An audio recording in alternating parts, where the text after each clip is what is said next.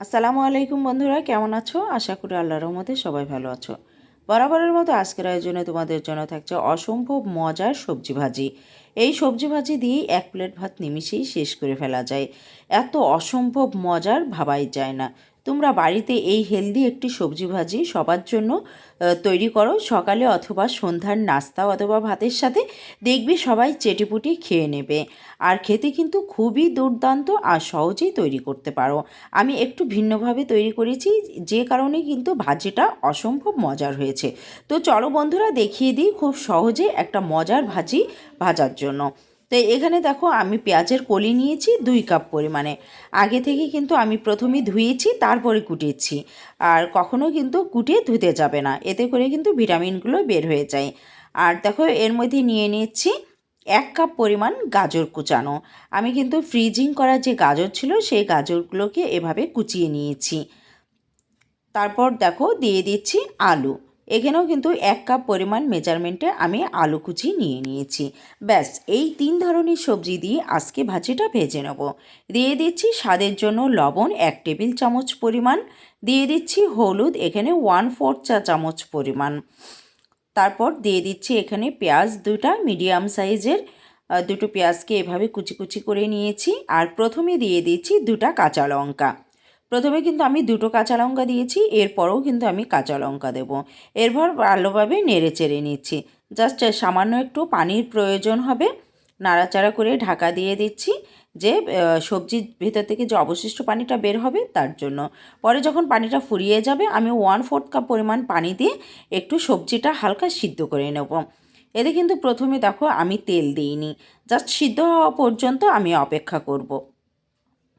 তো পানির সাথে সবজিটা মিশে যাওয়ার পরেই কিন্তু পারফেক্টভাবে পানিটা বের হবে। তো মাঝে মাঝে নেড়ে দিতে হবে এবং ঢাকা দিয়ে দিতে হবে।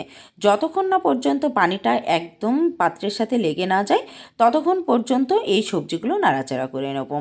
দেখো, যখন পানি শুকিয়ে যাবে এবং সবজি পাত্রের সাথে একদম লাগোয়া হয়ে যাবে, তখন বুঝতে হবে যে একদম সবজিটা কিন্তু পারফেক্টলি হয়ে গেছে। দেখতেই পাচ্ছ, এবার বোঝা যাচ্ছে যে সবজিতে সেমন একটা পানি নেই। তো বেশ নাড়াচাড়া করে আমি আলাদা সাইড করে নেব। তারপর সবজিগুলোকে আরেকটু মশলা দিয়ে আমি ভেজে নেব। তো আলাদা সাইড করে নিচ্ছি।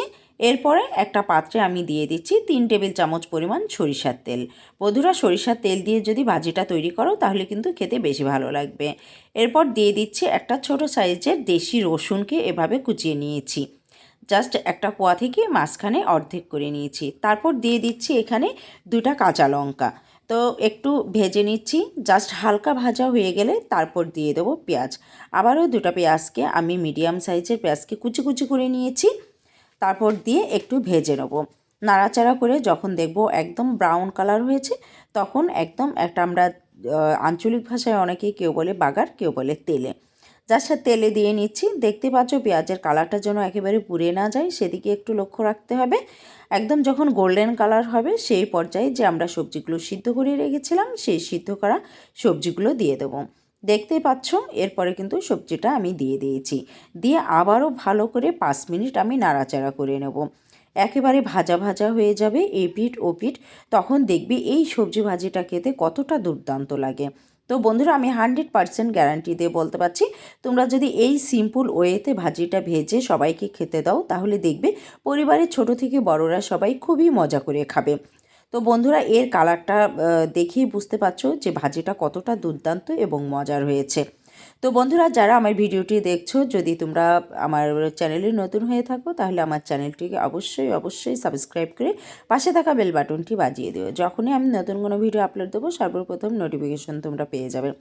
আর যারা আমার চ্যানেলটি সাবস্ক্রাইব করেছো, তাদের অসংখ্য অসংখ্য ধন্যবাদ। তো সে পর্যন্ত ভালো থেকো, সুস্থ থেকো এবং আমার জন্য দোয়া করো। আল্লাহ হাফেজ।